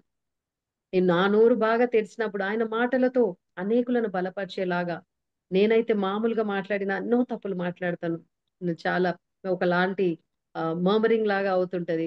మోషే ఎట్లా నత్తివాడుగా ఉన్నప్పుడు దేవుడు అంటాడు నేను తోడుగా ఉంటాను అని ఎట్లా అన్నాడు దేవుడు, నేను కూడా నేను నత్తిదానయ్యా, కొన్ని విషయంలో అన్ని భయపడతాను అన్నప్పుడు దేవుడు నేను నీకు తోడుగా ఉన్నా అన్నాడు. నిజంగా ఆయన మనకు తోడుగా ఎప్పుడు ఉంటాడు? అన్ని విషయంలో మనము జీరో అయినప్పుడు ఆయన మనకు తోడుగా ఉన్నప్పుడు వీల్ బికమ్ అ జాయ్. మనకు ఒక Joy of the lord is your strength. Nehemiah 8:10 రాసిన Joy of the lord is your strength. అది ఎటువంటి జాయ్ అంటే జేఓవైకి ఫుల్ ఫామ్ ఏంటంటే ఫస్ట్ జీసస్ ని ముందు దేవుడు చెప్పేది మనం చేసినప్పుడు, ఆయనకు ఒబీడియంట్ గా ఉన్నప్పుడు, ఆయనకు భయపడి ఆయన భయభక్తిలో మనం ఉన్నప్పుడు, ఆయన ముందు స్థానం ఇచ్చినప్పుడు, ముందు జీసస్. ఓ అంటే ఇతరుల కోసం నువ్వు బ్రతికినప్పుడు, ఇతరుల బాధలను అర్థం చేసుకొని వారి యొక్క బాధలను ఆదరణగా ఉండేటప్పుడు, వారి నేను ఎన్నో బాధలు అన్నప్పుడు ఎంతో మంది నన్ను బాధ పెట్టిన వారు ఉన్నారు. కానీ ఇప్పుడు వేరేవాళ్ళు ఎవరైనా బాధ ఉండి నాకు ఫోన్ చేసినప్పుడు వాళ్ళ బాధ నేను అర్థం చేసుకుంటాను. ఆ బాధలు వెళ్ళినాను కాబట్టి అర్థం చేసుకొని ఆదరించే మాటలు, ఇతరులను మరి బాధలో ఉన్నప్పుడు నేను వెళ్ళి హాస్పిటల్స్ లో వెళ్ళి ప్రార్థన చేస్తాను. ఇంట్లో ఎవరైనా బీదోళ్ళు ఉండి మాట్లాడలేరు, అంగవికలాంగులు ఉంటారు ఎంతో మంది, అటువంటి వారి మధ్యలో పోయి సేవ చేస్తుంటాను. ఎన్నో మంది వారి పరిస్థితులు ఎట్లంటే వారు ఒకరు ఎవరైనా మాట్లాడతారా, ఆదరిస్తారా, మాకు సహాయం చేస్తారా అని చూస్తుంటారు. ఒక్కొక్కప్పుడు అన్ని విషయంలో ఆ విధంగా ఉన్నా నన్ను దేవుడు ఒకరికి ఆశీర్వాదకరంగా నువ్వు కూడా వారితో పరిచయం చేయి. నేను ఏదైనా చెల్లినప్పుడు వారికి ప్రార్థన చేస్తున్నప్పుడు తినడానికి కూడా ఉండనప్పుడు ప్రభు అంటే నీ దగ్గర ఉన్న డబ్బులు వాళ్ళకి ఇచ్చేయి, వెంటనే తీసి ఇచ్చేస్తాను. ఎందుకంటే ఒకప్పుడు నా దగ్గర లేనప్పుడు ఇతరులు నాకు ఎంతో సహాయం చేశారు. ఆ మనసు నాకు ఇచ్చి ఎంత నువ్వు ఇతరులకు ఇస్తావో దేవుడు అంత ఇస్తాడు మనకు. దేవుడు ఎన్నో విషయాలు నాకు నేర్పించిన ఒక దయ, ఒక ప్రేమ, కనికరము, జాలి ఇతరుల పట్ల చూపించడానికి దేవుడు నన్ను ఎట్లంటే అన్నిట్లో నన్ను విరగొట్టి నన్ను దేవుడు అట్లా వాడుకొని ఆయన మహిమార్థమే వాడుకుంటున్నాడు. దేవుడు ఈ రోజు కూడా అనేక విషయంలో దేవుడు అన్నిట్లో అంటే అనేకులకు దీవెనకరంగా ఉండాలని దేవుడు కోరుతున్నాడు. మనం బలహీనులుగా ఉండాలని కాదు, కానీ దీవెనకరంగా ఉండాలని దేవుడు కోరుతున్నాడు. మరి ఈ రోజు మనకి దేవుడికి ఇష్టమైన క్రియలు మనలో ఉన్నాయా? ఎన్నో పరిస్థితులు నా బలహీనతలు నేను చూడకాని ఆయన ఫిలిపికి రాసిన పత్రిక 4:13 ప్రకారం నన్ను బలపరచువాని అందు నేను సమస్తము చేయగలుగుతాను. ఆయన బలం ద్వారా అనేకమైన పనులు చేయడానికి దేవుడు కృప చూపిస్తున్నాడు. మరి అట్టి కృప మనందరికి కూడా దేవుడు దయచేయాలి. ఆయనకి ఇష్టమైన బిడ్డలుగా ఉండాలని దేవుడు కోరుతున్నాడు. మరి ఆ విధంగా మనం ఉందామా? ఈ వాక్యం చదువువారుగా కాకుండా చిన్న పిల్లల స్వభావం మనల్ని మనం తగ్గించుకొని అన్ని విషయంలో దేవుణ్ణి మహిమపరుస్తూ, ఆయనను ఘనపరుస్తూ, ఆయనను ప్రేమిస్తూ, ఆయన స్వరూపమందు మారుతూ ఇతరులకు మనము ఈ లోకానికి దేవుడు ఏ విధంగా వెలుగై ఉన్నాడు, మనం కూడా అతనికి వెలుగై, మనం కూడా ఈ లోకానికి వెలుగై ఉండి దేవునికి మనకు ఆయన మహిమ తెచ్చే బిడ్డలుగా ఉండటానికి మనం ఆ విధంగా ఉండాలని దేవుడు కోరుతున్నారు. మన అట్టి వారిగా మనం ఉందామా? దేవుడు ఈ రోజు అది కోరుకుంటున్నారు. అట్టి కృప మనందరికీ దేవుడు దయచేయును గాక. Amen, amen, amen. Praise the Lord. ఒక్క నిమిషం.